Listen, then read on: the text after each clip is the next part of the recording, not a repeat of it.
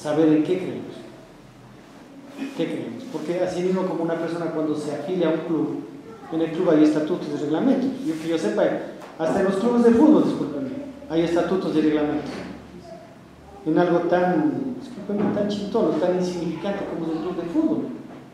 Pero a todo que quiera ser miembro del club es ley. Le dice, ¿sabe qué? Mira, este club tiene estos deberes, tiene estos derechos. Usted como miembro del club tiene estos derechos. Tiene derecho a jugar, tiene derecho a que se le dé un uniforme, pero tiene estas obligaciones, tiene que estar puntual, tiene que estar en las reuniones, etc. Mucho más en las cosas del Señor. Muchas veces tomamos las cosas muy a la ligera y nuestra relación con Dios se convierte en una religiosidad de vida muy grande. Nosotros queremos partir con un principio bíblico de lo que creemos, porque si conocemos lo que creemos, nuestra fe va a estar fundada en que no es lo que pensamos, no es lo que el pastor dice, no es la sabiduría del hombre, sino la sabiduría de Dios. La confesión de fe es una sistematización bíblica de las doctrinas fundamentales de la Biblia. Usted aquí no va a ver, por ejemplo, las hermanas tienen que venir con vestido largo, ¿no? Eso no es fundamental. Usted aquí no va a ver, por ejemplo, las hermanas no tienen que peinarse, no tienen que pintarse, no tienen que ponerse aretes. Eso no, porque eso no es doctrina fundamental. Eso ni añade ni quita a la santidad. Lógicamente, en la obra del Espíritu Santo en cada creyente va a llevar a qué? A que la hermana se vista de manera decorosa, es lógico. Pues. Pero es obra de Dios, no es obra de reglas. Pero la doctrina de fe que la próxima semana les vamos a entregar, y desde lo que se va a comenzar ahora, es lo que como iglesia creemos. ¿Usted cree que Dios es trino? Hace la mano que piensa que Dios es trino. ¿Yo? ¿Es doctrina fundamental? Eso nos separa de quiénes, de los testigos de Jehová. Nos separa de quiénes, de los unitaristas. Que ellos son modalistas. Ellos creen que Dios se presentó primero como Padre, después como Hijo y ahora como Espíritu Santo. Que es el mismo. Mentira, es un solo Dios, ¿verdad? Nosotros sabemos que conforme a Deuteronomio 6, Jehová, un solo Dios es, sí, pero se manifiestan tres personas. Doctrina fundamental. Entonces, esto es fundamental para cada una de nuestras vidas. Pueden tomar asientos, disculpen, mi esposa ya me hizo ojitos. Entonces, hoy vamos a comenzar a estudiar esto. Otra situación antes de comenzar. Comprometámonos, hermanos. ¿Es bueno iniciar una carrera? Bueno. ¿No es cierto? ¿Estamos de acuerdo? Pero también es bueno terminar. ¿No es cierto? Esto va a ser una carrera. Posiblemente una maratón. Porque, ¿verdad? Son 11 hojitas. Pero esta doctrina no podemos ir a la que hemos comenzado con Gabriel, con quien no podemos dar en 2 semanas. Porque esto, como le digo, es lo que la iglesia cree. Es nuestra confesión. Creemos en un bautismo. No creemos en un bautismo a niños. No compartimos porque la Biblia no muestra eso. Creemos en la confesión bíblica. No a un pastor, no a un hermano, sino a Dios directamente. Creemos en la confesión comunitaria y la iglesia, claro, que es cuando un hermano, por diferentes razones, fue expulsado de la congregación porque no quiso sujetarse a la palabra de Dios, pecó, fue llamado la atención, pecó, no quería respetar. Tocaba pedirle que se vaya, porque la Biblia muestra eso. Pero el hermano se arrepintió. Entonces, ven, siéntate nomás, no pasa nada. No, ante la congregación tiene que explicar por qué se fue, qué es lo que le llevó a abandonar la congregación y por qué regresa. Eso se llama confesión comunitaria. No tiene nada que ver con el perdón de pecados, eso no perdona pecados. Quien perdona pecados es Dios por medio de Cristo. Pero tiene que ver con disciplina. Todo eso vamos a tratar. Este pequeño manual de 11 hojitas muestra cómo iglesia aquí en Tucán, en qué creemos. ¿Sí? ¿En qué creemos? Entonces, que mis hermanos, yo lo que les pido, por eso me demoro este tiempito, por favor, compromiso. ¿Arrancó? Termina. Comprométase a terminar. ¿Sí? Entonces, el próximo miércoles ya le vamos a entregar a cada uno de los hermanos, también al querido pastor Fernando, para que tenga, le analice, le estudie, y seguro que él va a estar de acuerdo con eso. Como le digo, es una sistematización de lo que la Escritura habla acerca de la fe como cristianos.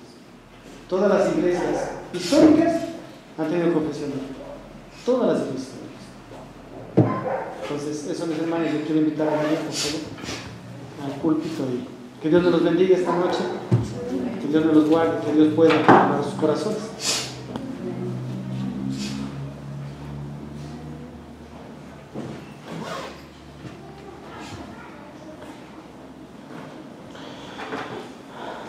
Amén, hermanos, que Dios los bendiga y qué gusto tenerlos aquí nuevamente. Para nosotros es un gran privilegio estar delante del Señor. Queremos enseñar en sí su palabra. Y como compartía el pastor Jorge, en realidad nuestra confesión de fe, nuestra creencia se basa directamente en todo lo que nosotros tenemos en este precioso libro que es la palabra del Señor. Y de eso hoy vamos a hablar. Entonces, como primer punto, vamos a hablar acerca de las Santas Escrituras. Hoy vamos a usar también la palabra, así que les animo que por favor la tengan en mano. Bueno, en sí nosotros enseñamos que la Biblia es la revelación escrita de Dios. ¿Quién cree eso? ¿Sí? Entonces, cuando dice de Dios, ¿por qué? Porque hay un solo autor, y ese autor es Dios. Sin embargo, sí, es verdad, muchas veces hay personas que dicen, por tratar de distorsionar nuestra fe, pero el libro que ustedes leen fue escrito por hombres. Y en realidad no se equivoca. Dios usó a 40 personas, sí, usados por el Espíritu Santo para escribir este precioso libro que nosotros tenemos aquí. Hay que tomar en cuenta que no fueron ellos los inspirados, sino fue la Escritura la inspirada por Dios. Entonces,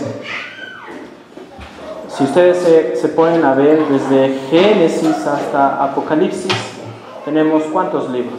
66 libros. Ahora, ¿por qué Dios permitió que estos 66 libros estén aquí, en la Biblia? Porque es como una pequeña biblioteca. Están 66 libros. Es porque, amados hermanos, Dios quería revelar su propósito en la palabra. Ahora, es verdad que el conocimiento de Dios es ilimitado, es enorme. Pero Dios quiso darnos a entender todo lo que Él quería para nosotros en este libro. ¿Creen ustedes? Yo creo eso. Entonces, cuando nosotros estamos aquí hablando de la Santa Escritura, debemos tomar en cuenta que toda, desde Génesis hasta Apocalipsis, ¿sí? Toda, ¿sí? Fue escrita así por hombres, pero fue inspirada por Dios. Entonces, quiero que por favor me acompañen a 1 Corintios de sus Biblias.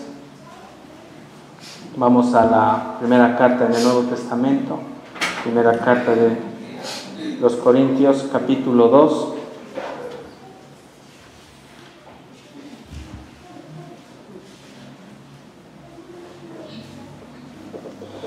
Y bueno, en el verso 7, por favor quiero que demos lectura, 1 Corintios 2, 7 en adelante. La palabra del Señor dice: mas hablamos sabiduría de Dios en misterio, la sabiduría oculta, la cual Dios predestinó antes de los siglos para nuestra gloria, la que ninguno de los príncipes de este siglo conoció, porque si la hubieran conocido nunca habrían crucificado al Señor de gloria. Antes bien, como está escrito, cosas que ojo no vio, ni oído oyó, ni han subido en corazón de hombre, son las que Dios ha preparado para los que le aman. Verso 10. Pero Dios nos las reveló a nosotros por el Espíritu, porque el Espíritu todo lo escudriña, aún lo profundo de Dios. Verso 11. Porque ¿quién de los hombres sabe las cosas del hombre, sino el Espíritu del hombre que está en él? Así tampoco nadie conoció las cosas de Dios, sino el Espíritu de Dios. Y nosotros no hemos recibido el Espíritu del mundo, sino el Espíritu que proviene de Dios, para que sepamos lo que Dios nos ha concedido. Entonces, ¿qué vemos aquí? Hablamos aquí de lo que Pablo le estaba escribiendo a la iglesia de Corinto. El mensaje central aquí es la Escritura. Entonces, cuando dice, más hablamos sabiduría de Dios en misterio, es decir que antes para nosotros la palabra de Dios estaba oculta, no la podíamos comprender, no la podíamos entender. Sin embargo, dentro del plan de Dios, desde la eternidad pasada, Él, amados hermanos, predestinó, ¿sí? Esa es la palabra, preparó de antemano esta maravillosa palabra para que un día nosotros podamos entender y comprender la preciosa persona de Cristo. Entonces, la sabiduría que estaba oculta, la cual Dios dice predestinó, preparó de antemano antes de los siglos para nuestra gloria. Cuando habla de gloria aquí hay que entender algo. Dios, amados hermanos, cuando dice que predestinó esto para nuestra gloria, quiere decir que la palabra de Dios es poderosa para salvar. ¿Usted cree eso? Tiene poder. Recuerde que ningún hombre puede venir a Dios si Dios no lo toma primero. Dios tiene que salvar al pecador. El pecador está incapacitado por su propia cuenta para venir acá a Cristo. Dios, a través de su palabra, es aquel que regenera, salva a esa persona. Entonces, ninguno de los príncipes, dice, de este mundo conoció, porque si lo hubieran conocido, nunca habrían crucificado al Señor de gloria. Es verdad. El conocimiento aquí implica, amados hermanos, una relación profunda con Dios. Los príncipes en ese tiempo, los sacerdotes, los fariseos, tenían un conocimiento externo de la palabra, pero no un conocimiento espiritual. Porque si lo hubiesen conocido al Señor espiritualmente, no lo hubiesen crucificado. Porque hubiesen sabido que Cristo era Dios y es Dios. Sin embargo, lamentablemente por la ignorancia, ellos hicieron lo que hicieron. Hay una historia que creo que todos nosotros la sabemos y es bueno respecto a lo que tiene que ver con las Sagradas Escrituras, como punto del que nosotros enseñamos, es cuando vamos a Juan capítulo 3. Un hombre conocedor de la ley. ¿Quién era este hombre? Nicodemo. Un hombre estudiado en la mejor cátedra. Él sabía, él memorizó la ley, sin embargo, se encontró con el Maestro, con Jesús. Y cuando él estaba ahí, ¿qué es lo que Jesús le dijo? Porque, miren, ustedes miran al inicio de Juan 3 cómo Nicodemo se le acerca y le dice, bueno, Maestro, sabemos que tú has venido de parte de Dios, sabemos, pero ese conocimiento no era un conocimiento espiritual. No lo era, era algo externo. ¿Cuántas personas hoy en este día, amados hermanos, tienen solo un conocimiento externo de las cosas de Dios, pero no un conocimiento espiritual? El conocimiento espiritual transforma, cambia a una persona, hermanos, es evidente. El conocimiento espiritual lo vuelve al cristiano a asemejarse más a Cristo, no más al mundo. Porque el religioso simplemente tiene un concepto, un conocimiento externo de la ley. Como los fariseos, ellos simplemente tenían un conocimiento externo, pero ellos no profesaban, es decir, ellos predicaban que eran sacerdotes, pero no vivían lo que ellos predicaban. Sin embargo, aquí Nicodemo, él le dice, Maestro, sabemos que has venido de parte de Dios. Y Jesús le puso difícil la situación, ustedes saben la historia. ¿Qué era necesario para que Nicodemo pudiera conocer y entender verdaderamente a Jesús? Necesitaba él nacer de nuevo. Porque, amados hermanos, si nosotros no tenemos la vida de Dios, si no tenemos el Espíritu Santo, es inútil, es vano que nosotros estemos aquí. Y no vamos a poder entender las cosas del Señor. Simplemente van a seguir siendo un misterio. Dentro de la confesión, nosotros enseñamos que la Escritura es la revelación escrita de Dios para nosotros los hombres. Pero debemos también adentrarnos y debemos tomar en cuenta que esta palabra es amada, es deseada, es anhelada por los hijos de Dios. No puede ser anhelada por un incrédulo. Entonces, Jesús le dice a Nicodemo, si tú quieres entrar en el reino de los cielos, tienes que nacer de nuevo. Y empezó él a usar su razonamiento. ¿Cómo? Pues un hombre, siendo yo viejo, puedo entrar nuevamente al vientre de mi madre y nacer de nuevo. Ese es el razonamiento que a veces muchos usan para tratar de conocer a Cristo. Pero gloria a Dios, amados hermanos, por el Espíritu Santo que está en los hijos de Dios. Esa es la clave, esa es la llave para poder entender este primer punto de la confesión. No solo de la congregación. Una iglesia genuina tiene una confesión de fe. ¿En quién? En Dios.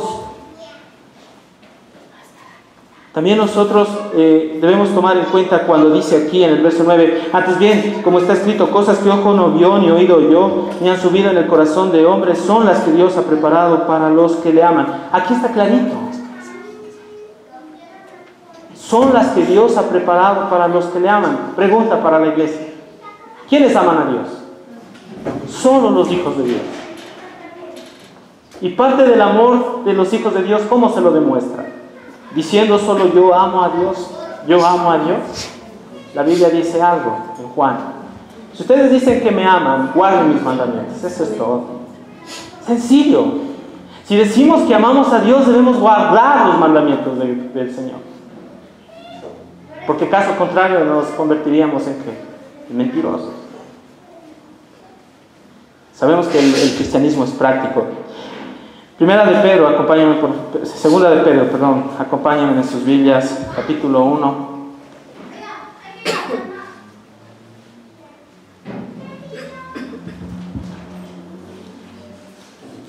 Segunda de Pedro, capítulo 1.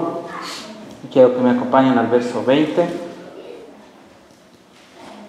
y verso 21. La palabra del Señor dice: entendiendo primero esto, que ninguna profecía de las Escrituras es de interpretación privada, porque nunca la profecía fue traída por voluntad humana. Es lo que les estaba diciendo. Amados hermanos, la palabra que está en sus manos no fue escrita, fue escrita por hombres, pero no fue inventada, no fue inspirada por el hombre, no fue porque por ahí asomaron 40 personas o hombres y dijeron, bueno, vamos a escribir lo que se nos ocurre. No, porque aquí dice, porque nunca la profecía fue traída por voluntad humana, sino que los santos hombres de Dios hablaron siendo inspirados por el Espíritu Santo. Gloria a Dios. Ahora, mi pregunta allí.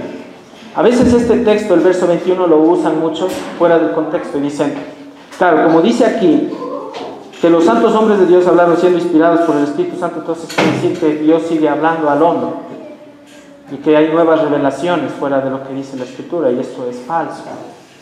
Porque note usted, cuando dice hablaron siendo inspirados por el Espíritu Santo, está diciendo que ya todo está dicho. No hay más nada que nosotros podamos creer fuera de la palabra de Dios. La palabra es suficiente. ¿Cree usted eso?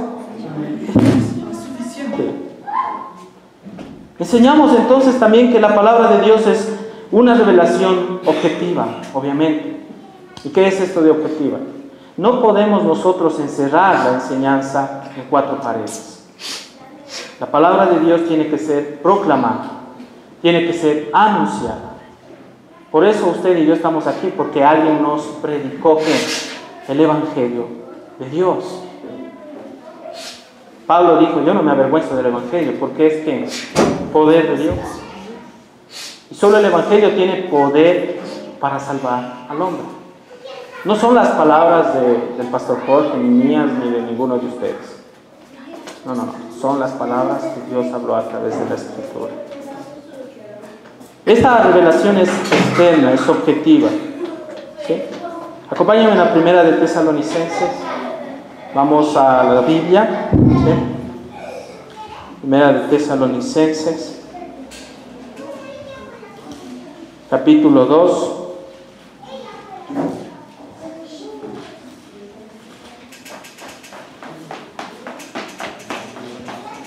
Primera de Tesalonicenses, capítulo 2, verso 13.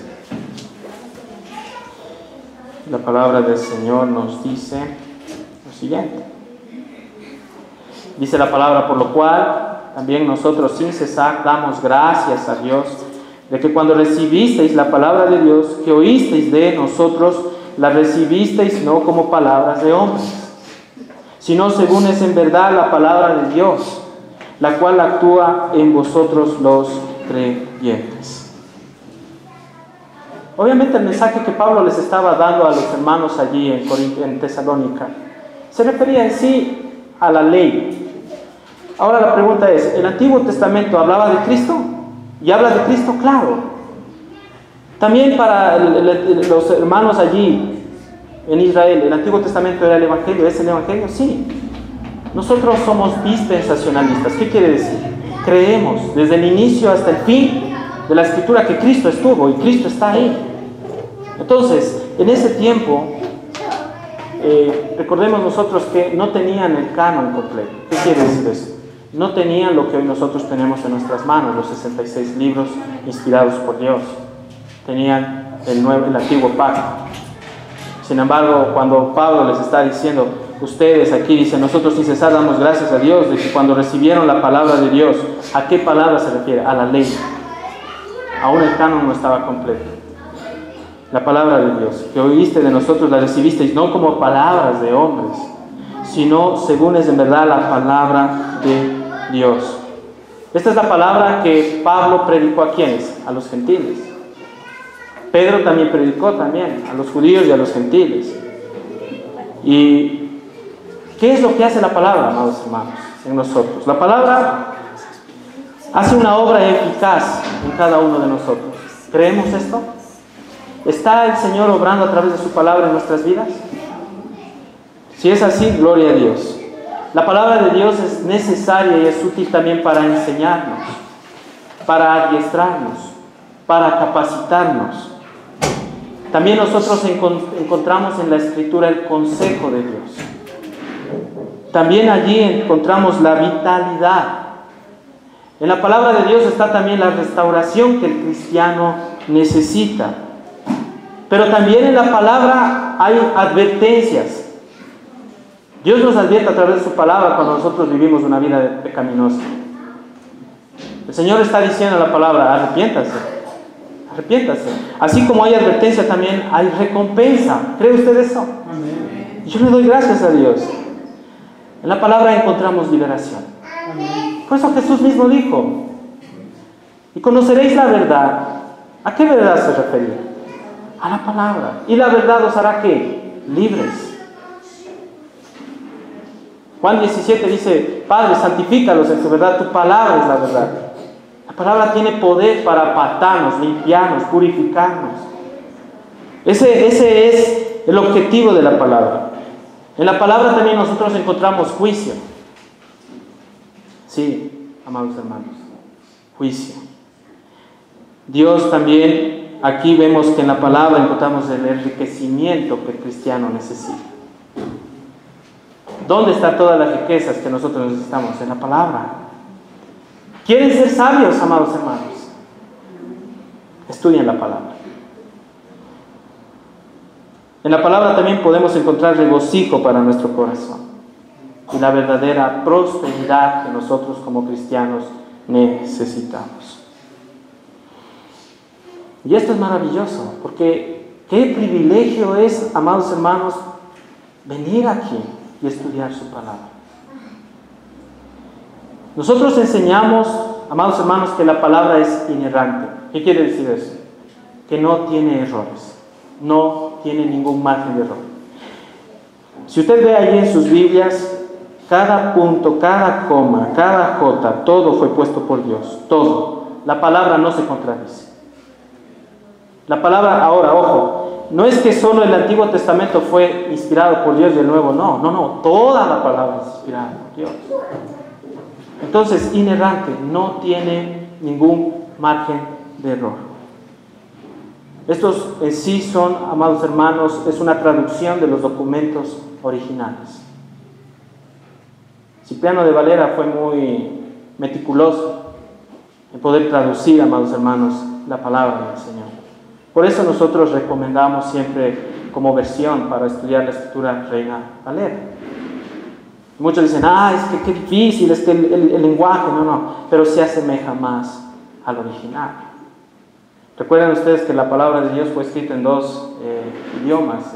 El Antiguo Testamento fue escrito en el hebreo y el Nuevo fue en el griego. Y esto Dios permitió que se traduzca a nuestro idioma. Yo creo que nosotros debemos aceptar la palabra en su simplicidad, tal como nosotros la vemos, literalmente. ¿Por qué surge todo este rollo de las falsas doctrinas, las sectas y todo eso? Porque siempre en el corazón del hombre hubo una gran insatisfacción. ¿Saben cuál fue la insatisfacción? Aceptar todo el consejo de Dios. Entonces, cuando el hombre no quiere aceptar el consejo de Dios, entonces por allí surge una palabrita que me gustó por aquí y otra por allá, entonces yo le trato de añadir a la palabra cosas que Dios no habló. Nosotros también enseñamos que la palabra de Dios debemos aplicarla así y debemos aceptarla de una manera así, simple, pero también para enseñarla, debemos enseñarla a través de una interpretación que es la interpretación literal de las Escrituras. Literal. Si la Biblia dice en Génesis que Dios creó en 6 días todas las cosas, yo creo. ¿Usted? Literalmente Dios creó en 6 días las cosas. Aquí se rompe todo ese concepto de los evolucionistas, de los creacionistas, que dicen, no, es que yo no creo que sea en 6 días literales, tal vez Dios se demoró 6.000 años. Amados hermanos, no es así. Si Dios hubiese querido hacerlo así, en fracciones de segundo y crear todo, ¿lo hubiese hecho? Yo creo que sí, Él es Dios. Para Él nada es imposible.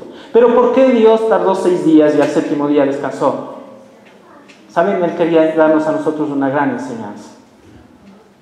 Una gran enseñanza. Y la enseñanza, ¿saben cuál fue? Ya lo vamos a ver más adelante. Enseñamos entonces la interpretación literal, gramatical, histórica de las Escrituras. Éxodo capítulo 31, acompáñenme por un momento.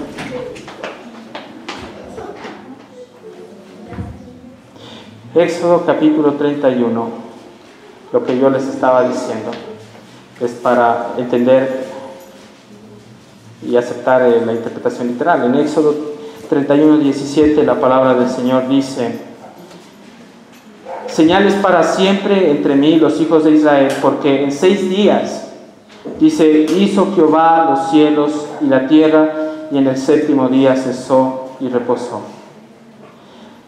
La señal, aquí ¿cuál es sí la enseñanza que Dios quería darnos a nosotros? ¿Por qué dice que en 6 días creó y en el 7º reposó? Miren, amados hermanos, yo estoy claro, estoy seguro que Dios nos dio una señal, y esta enseñanza fue que Dios es entero y completo en todo lo que hace, y que debemos creer en su poder. Él descansó en el 7º día, y a veces muchos dicen, bueno, pero Dios se cansó. No, Él no se cansa porque Él es Dios. ¿Por qué descansó? Quería a nosotros darnos a entender algo. En el Antiguo Testamento, el día del reposo era considerado como el Sabbat para los judíos, y ellos lo guardaban literalmente ese día. Pero para nosotros, la iglesia, esto no se aplica de un solo día literal, sino que Dios nos hizo entender que nosotros reposamos todos los días en nuestro amado Señor Jesucristo. ¿Cree eso? Gloria a Dios, porque Cristo es nuestro reposo. Alguien me dijo una vez, bueno, pero es que usted dice que el cristiano debe descansar, entonces no tiene que trabajar, estudiar. No, para nada, yo no estoy diciendo eso. Estoy hablando de que todo lo que nosotros hagamos, nosotros entregamos todo lo que hacemos en las manos de Dios y descansamos en Él.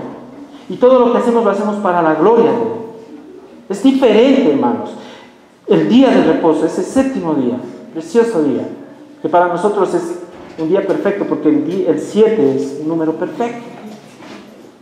Todos los días son días de reposo para el cristiano, y le damos gracias a Dios por eso. También enseñamos que la Biblia constituye el único estándar infalible de fe y práctica. Ahora, es verdad que nosotros venimos aquí a la iglesia a escuchar la palabra de Dios, a instruirnos, pero allí no queda todo.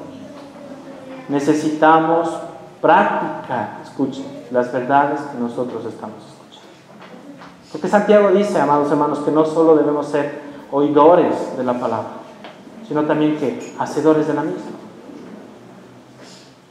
Entonces, ese es el cristianismo.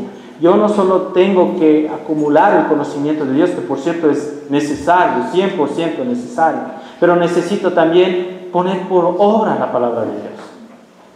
Practicarla, hermanos, vivirla. Alguien me decía, hermano, ¿yo cómo puedo entonces practicar la palabra de Dios? ¿Cómo hago? Dígame, o sea, en la práctica, ¿cómo yo puedo poner en práctica, por ejemplo, Efesios 1:3, Efesios 1:5? Le digo, mire, escuche esto, yo le voy a dar esto hoy en esta noche, hermanos. Hace un tiempo atrás yo aprendí algo, y un hermano me dijo, ¿sabes cómo tú puedes poner en práctica la palabra de Dios? Primeramente, viviendo siempre en consagración con Dios. Cuando tú te llenes del Espíritu Santo y busques de Él, automáticamente, sin que te des cuenta, estás obedeciendo la palabra de Dios. ¿Por qué? Porque el que está lleno del Espíritu Santo va a hacer las cosas que a Dios le agrada. ¿Qué dice usted? Es que es así. Entonces, amados hermanos, nosotros tenemos que tomar en cuenta esto. No solo debemos acumular el conocimiento bíblico, que por cierto es necesario. Debemos poner por obra la palabra de Dios. Quiero que me acompañe, por favor, por un momento a Mateo, en el Nuevo Testamento. Mateo capítulo 5, verso 18, dice la Escritura lo siguiente.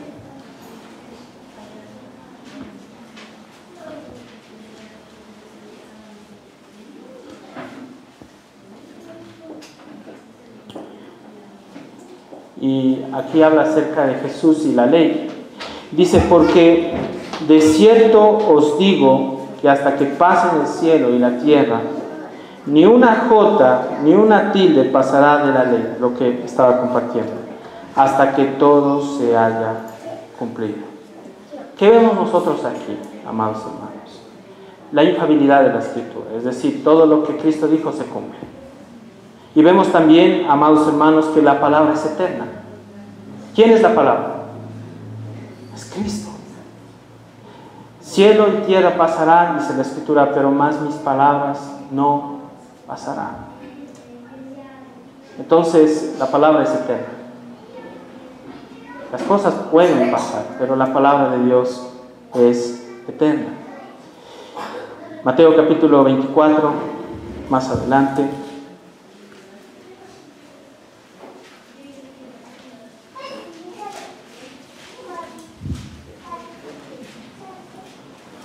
Verso 35. Es lo que les digo. Dice, el cielo y la tierra pasarán, pero mis palabras no pasarán. Mateo capítulo 16, más atrás.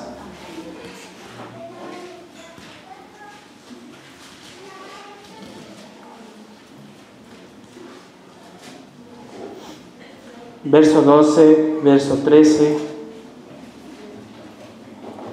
Cuando Jesús estaba con los discípulos, recuerdan ustedes, hubo una enseñanza y una advertencia que Jesús les dio a ellos. Y en el verso 12 dice, entonces entendieron que no les había dicho que se guardasen de la levadura del pan, sino de la doctrina de los fariseos y de los saduceos. Viniendo Jesús a la región de Cesarea de Filipo, preguntó a sus discípulos diciendo, ¿quién dicen los hombres que es el Hijo del Hombre? Y bueno, ustedes saben la historia, lo que sucedió allí. Entonces, la Biblia constituye el único estándar de fe y práctica para el cristiano. Primera de Corintios, volvamos a Primera de Corintios, por favor.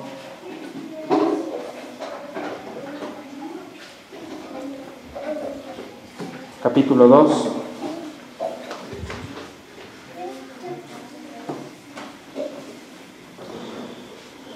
Verso 13. Dice, lo cual también hablamos no con palabras enseñadas por sabiduría humana, sino con las que enseña el Espíritu, acomodando lo espiritual a lo espiritual. Es importante que nosotros tomemos como nuestro eje fundamental la Escritura. ¿Cómo podemos enseñar la Escritura? Acomodando lo espiritual a lo espiritual. ¿Qué es esto de acomodar lo espiritual a lo espiritual? Enseñando la palabra con la palabra misma. Es decir, la Biblia se explica con la Biblia. Entonces, así evitamos toda esa serie de doctrinas raras que están a veces queriendo entrar en nuestra mente, en nuestro corazón, y guardamos nuestro corazón también. Pablo a Timoteo le dice lo siguiente, 2 de Timoteo capítulo 3, acompáñame por favor por un momento. Y este consejo nosotros tenemos que también aceptarlo para nuestras vidas. 2 de Timoteo 3, verso 15, la palabra del Señor dice lo siguiente, dice, refiriéndose a Timoteo, Pablo le estaba haciendo acuerdo de quién él había aprendido la Escritura, la palabra de Dios. Y en el verso 15 dice la palabra, vamos a leer desde el 14, dice, pero persiste tú en lo que has aprendido y te persuadiste, sabiendo de quién has aprendido y que desde la niñez has sabido las sagradas Escrituras, las cuales te pueden hacer sabio para la salvación por la fe que es en Cristo Jesús. ¿Recuerdan ustedes que Timoteo tenía como instructoras para él a su madre y a su abuela, Loayna y Eunice? Mujeres piadosas, mujeres que amaban a Dios, mujeres que eran entregadas a Dios. Ellas tenían una función, y esa función era enseñarle a Timoteo desde niño la palabra del Señor. Por eso aquí nosotros en la iglesia tenemos ese énfasis de enseñar a los niños que la palabra de Dios. Tenemos ese énfasis de enseñar a los jóvenes la palabra de Dios, y a la iglesia también, la palabra de Dios. Entonces muchos dicen, pero ¿por qué solo la palabra? ¿Por qué no enseña otra cosa? ¿Por qué no tratan de buscar y traer métodos, algo para que la iglesia se llene? No, hermanos, porque nosotros ya tenemos clara la película. Vean, un verdadero avivamiento surge cuando se predica la palabra de Dios. Eso sí, está garantizado. Paul Weiser sabía decir algo, yo hoy lo cito, y dice que todos los métodos que el hombre usa, lo único que hace es atraer a hombres impíos y carnales a la iglesia. Pero la palabra de Dios, en cambio, ¿saben qué? La palabra de Dios confronta al pecador, y solo serán atraídos los que tienen que ser atraídos. Gracias a Dios por esto. Y Pablo aquí le está diciendo, le dice, mira, pero persiste tú en lo que has aprendido y te persuadiste. Persiste. Esa palabra es buena, hermanos, para nosotros, y que se le quede en su cabeza. Persiste tú en lo que has aprendido. Nosotros necesitamos, amados hermanos, anclarnos en lo que es la sana doctrina y no dejarnos mover fácilmente. Persiste en lo que has aprendido. 3 años, amados hermanos, que Dios ha permitido por su misericordia que estemos aquí predicando la palabra de Dios. Pero Dios ahora nos dice, persiste en lo que has aprendido. Eso es lo que también Pablo le estaba diciendo a Timoteo, sabiendo que de quién has aprendido y que desde la niñez has sabido las Sagradas Escrituras, desde temprana edad, las cuales te pueden hacer sabio para la salvación por la fe que es en Cristo Jesús. Y me gusta el verso 16, y complementa todo lo que nosotros estamos viendo como parte de nuestra fe como iglesia. Y dice, toda la Escritura. ¿Qué dice allí, hermanos? ¿Están conmigo allí? ¿Qué dice? Toda la Escritura es inspirada por Dios. Y cuando dice toda la Escritura, nuevamente volviendo, en ese tiempo, como yo les decía, Timoteo no tenía todo el canon, pero lo que ellos tenían era toda la Escritura para ellos en ese tiempo. Ahora nosotros tenemos toda la Escritura, los 66 libros, de Génesis a Apocalipsis. Dice, es inspirada por Dios. ¿Qué es esto de inspirar? Es el aliento de Dios. Es soplada, es exhalada por Dios. Entonces no estamos delante de cualquier libro. Cuando usted abre la Biblia, no está usted leyendo un libro cualquiera. Ustedes pueden comprar muchos libros de cuestión humanista, filosofía y tantas cosas. Pero no hay mejor libro, escúcheme bien, que la palabra de Dios. Este libro convierte el alma. Este libro transforma. Es la palabra de Dios. Toda la Escritura es inspirada, es exhalada, es el aliento. Cuando nosotros abrimos las Escrituras, tenemos contacto con el aliento de Dios. Y ese aliento es útil para enseñar. ¿Cómo nosotros somos instruidos para podernos conducir en esta vida cristiana? A través de las palabras de nuestro amado Señor. Es útil para redarguir. ¿Qué es esto de redarguir? Redarguir es lo mismo que convencer. ¿Quién nos convence cuando nosotros pecamos y necesitamos arrepentirnos? Obviamente el Espíritu Santo, pero ¿por medio de qué? Por medio de la palabra. Ahora con mi esposa estábamos teniendo un ratito comunión antes de venir. Y me decía, nosotros no nos conocemos muy bien a nosotros mismos. Yo le decía, es verdad. Pero mientras más yo le decía, conozcamos a Dios, más vamos a ver lo viles que somos delante de Dios. ¿Sí sabía eso? ¿O no se consideraba así delante de Dios? Escuche, mientras usted más conozca al Dios santo, perfecto, puro de las Escrituras, usted ante Él se va a ver más sucio, más vil. Y va a ver que en usted y en mí, y cuando yo leo la Biblia, yo veo que en mí no hay ningún mérito. ¿Cuál es el fin? Dios nos expone a través de las Escrituras. Es como una luz que proyecta todo lo que hay dentro de nosotros. ¿Cuál es el fin? Amados hermanos, arrepentirnos de corazón, dejar a un lado el pecado. Lámpara es a mis pies, dice el Salmo 119. Tu palabra y lumbrero, ¿a quién? A mis caminos. Es útil para enseñar, es útil para corregir. Wow, esta palabra no le gusta a nadie, ¿no? Ahora, la palabra de aquí, corrección, tiene que ver con reprender. Y eso no les gusta a las personas en la iglesia. Cuando hablamos de corrección, hablamos también de disciplina. En una iglesia sana es necesaria la disciplina bíblica. ¿Cree eso? Sí. Porque si no hay disciplina, hermanos, pueden venir y la gente sentarse y hacer lo que quiera. No. En una iglesia sana hay disciplina. Es necesaria la palabra de Dios para corregir.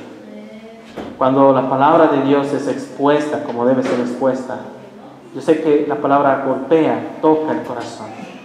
Y muchas veces cuando alguien está en pecado, no sé si se ha dado cuenta, esa persona, si es cristiana, Dios le va a llevarse a avergonzar cuando se predica la palabra. Y a veces dicen, pero ¿por qué me mandó a mí la indirecta? Dicen al pastor. El pastor dice, pero si yo no sé su vida. Yo lo único que hice es predicar la palabra. Ahora, si tal vez le llegó, tal vez Dios le está mostrando que algo hay en su corazón y que usted tiene que arrepentirse. Eso es todo. Y a veces nos pasa, dicen, pero es que ya conocieron mi vida y el pastor me está mandando la indirecta desde el púlpito. Y no es así. No es el pastor. Es Dios a través de su palabra que está extirpando el pecado, amados hermanos. Oh, preciosa la palabra de Dios. Maravillosa palabra de Dios. Gloria a Dios por su palabra. Es útil para instruir. Precioso es el Señor. Porque cuando hablamos de la instrucción, hablamos de adiestramiento. Todos los que estamos aquí estamos siendo adiestrados por el Señor a través de su palabra. ¿Sí o no? Entonces, esta instrucción es más o menos como el entrenamiento que se le da a un niño.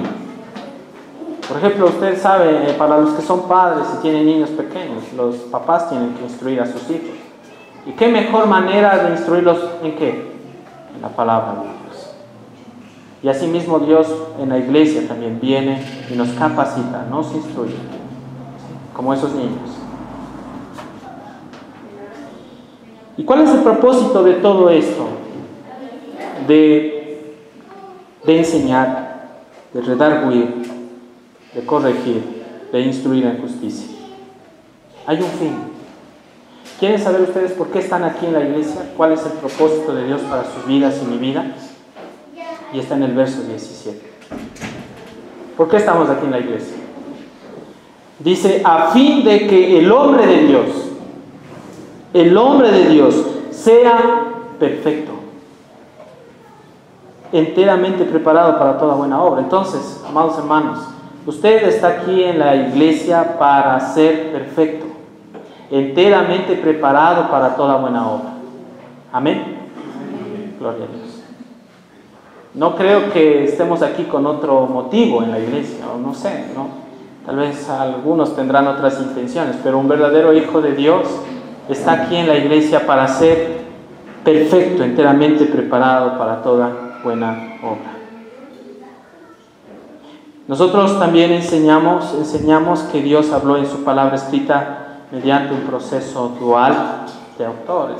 Usted dice, a ver, ¿qué es eso del proceso dual? ¿Cómo es eso?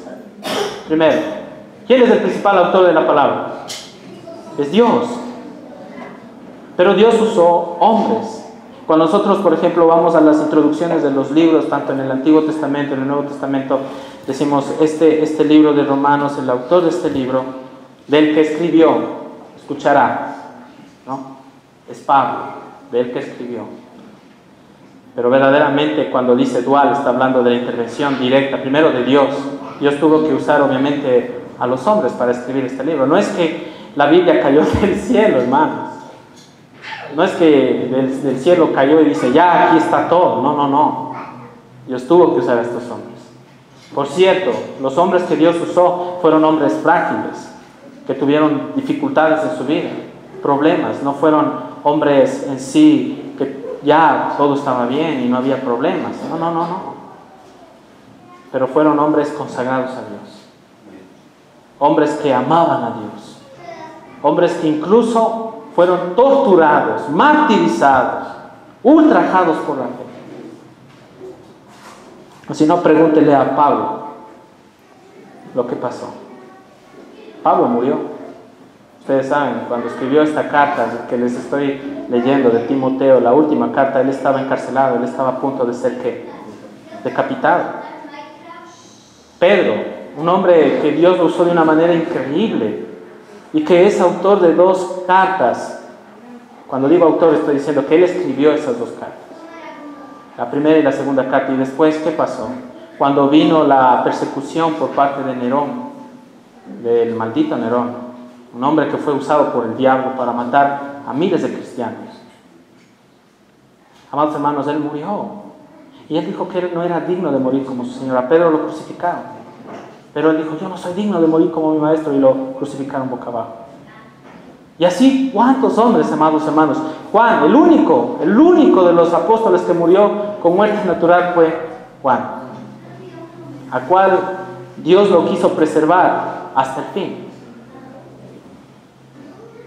Nosotros debemos entender que el Espíritu Santo guió de tal manera a los autores humanos que a través de sus personalidades individuales y diferentes estilos de escritura, compusieron y escribieron la palabra de Dios para el hombre.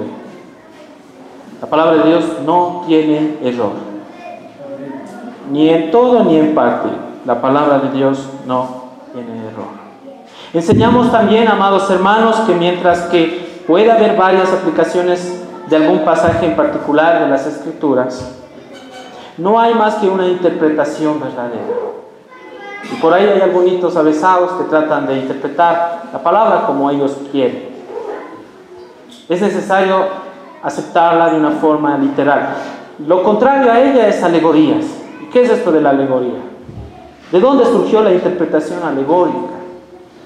Les voy a explicar qué es esto de la alegoría. La alegoría es, no sé si algunos de ustedes tuvieron alguna vez alguna experiencia en la práctica cuando fueron a una congregación y hubo alguien allí en el púlpito que cogió un texto y empezó a leer ese texto y lo empezó a malinterpretar y empezó a irse por ese texto por un lado, empezó a usar ese texto para hablar acerca de la prosperidad y después para hablar del datal y del satal y todas esas cosas.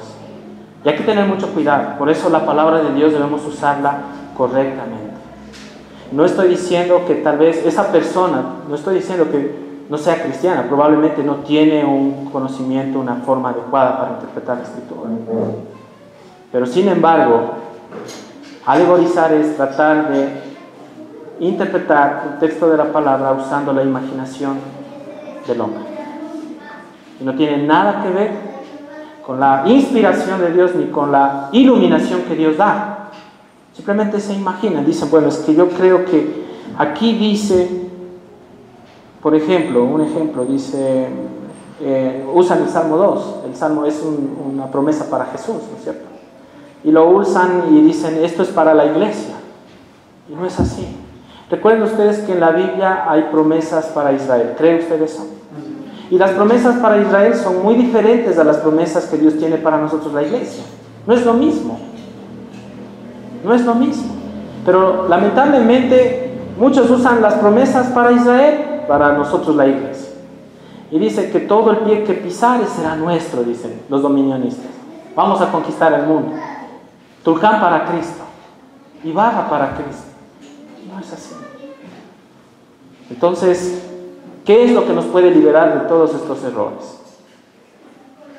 Es, amados hermanos, la interpretación correcta y adecuada de la Escritura.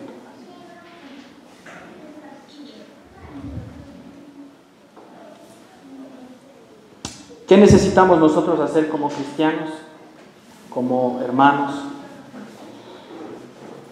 Yo les digo algo, y por favor, no lo tome a mal. No debemos, y voy a usar una palabra un poquito fuerte, pero les voy a decir esto, no debemos tragarnos fácilmente el cuento. Perdón, la expresión es un poco dura. Usted examine lo que está escuchando. Es necesario que nosotros seamos como los nobles de Berea. ¿Saben quién eran? Eran un grupo de personas que cuando estaban en la iglesia, ellos eran estudiosos de la palabra. Y cuando, por ejemplo, alguien estaba mal, o el pastor estaba mal, o el que predicaba la palabra, lo llamaban aparte. Y le decían, hermano, tú fallaste, estás mal, estás predicando de esta forma, no debes de predicar de esta manera. Y yo les digo, amados hermanos, nuevamente, si ustedes miran que tal vez el pastor Jorge, mi persona, o cualquier hermano de aquí desde el púlpito, nos la fregamos y decimos una herejía, tienen todo el derecho de cogernos y llamarnos aparte y decirnos, amado hermano, obviamente con la palabra, y corregirnos en amor, decirnos, hermano, fallaste, porque no dice así la Escritura.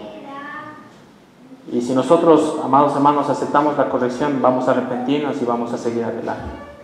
Es necesario cuidar la congregación de las doctrinas falsas. Para poder predicar correctamente, ¿qué necesitamos? Como iglesia, estudiar profundamente las Escrituras.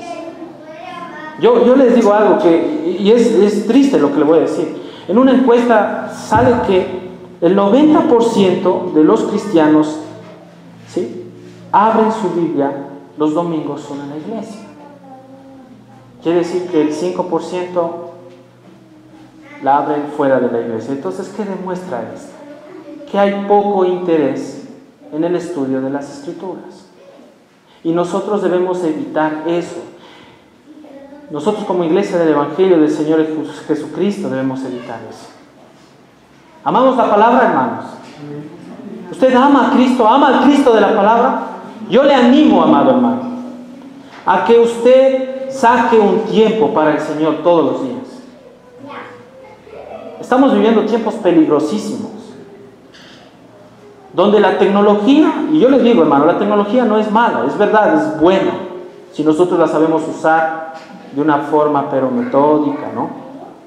Pero lamentablemente hoy, amados hermanos, los tiempos peligrosos son porque también la tecnología ha influenciado en los hogares. El internet quita tiempo y a veces uno está allí en vez de darle tiempo al Señor en la palabra. Yo no estoy diciendo que usted, por ejemplo, no vea una prédica sana de un pastor sano, pero cultive su tiempo personal con el Señor a través de la palabra y de la oración. De los celulares, también es otra situación. No está mal tener un celular, contactarse y comunicarse con las personas, pero lamentablemente, amados hermanos, incluso se ha cortado la relación en los hogares también por el famoso celular. ¿Quieren que les diga algo? Verán, se está en una reunión familiar y la mayoría está así.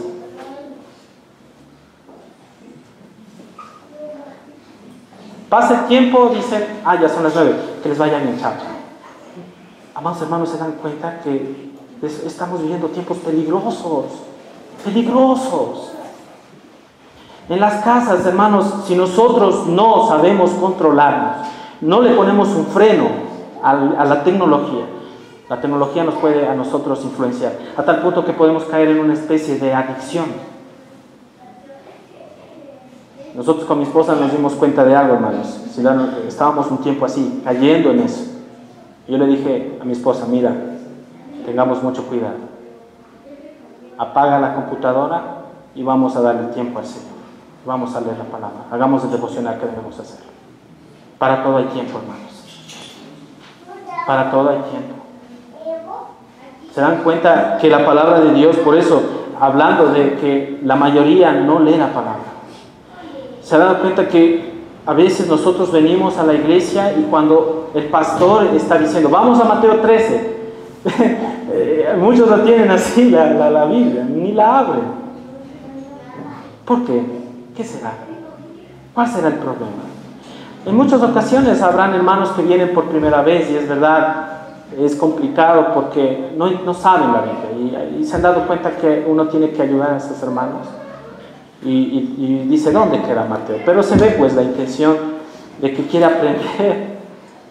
Pero en otros casos, amados hermanos, la Biblia viene y se la abriga, se la pone debajo del brazo y ya, ahí quedó. Yo creo que Dios en esta noche, yo lo hablo así, ¿no? Y creo que es como una especie también de exhortación para nosotros, para, hermanos, tomar con seriedad las cosas del Señor. Tomar con seriedad. Debemos estudiar diligentemente la palabra de Dios para poder entender la intención del autor, que es Dios, y su significado. Entonces, eso es respecto a la palabra de Dios, a la doctrina del Señor. Hay mucho por qué decir de esto, demasiado.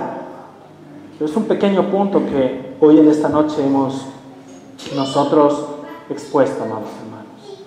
Espero que con el tiempo vamos a seguir desarrollando toda la confesión de fe de nuestra congregación. Entonces, para empezar, de plano, de inicio, ustedes se dan cuenta que lo primero aquí en la congregación, en la iglesia, la primera herramienta, el primer eje fundamental para la guía del cristiano, ¿cuál es? Es la palabra de Dios. Que el Señor los bendiga, amados hermanos. Amén. Amén.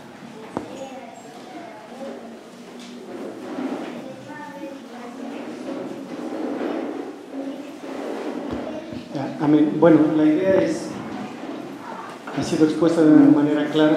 Nuestra iglesia, como punto doctrinario uno, es que nosotros creemos en la absoluta infalibilidad de la palabra de Dios.